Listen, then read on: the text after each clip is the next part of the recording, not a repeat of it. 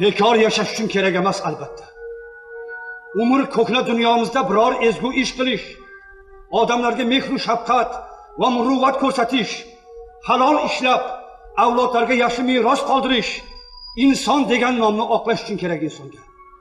Bu dunyoning boyligiga boylik qo'shish, husniga husn qo'shish uchun yashash. Shudir ulug' muddao. Men odamlarning hayotini o'ylayman.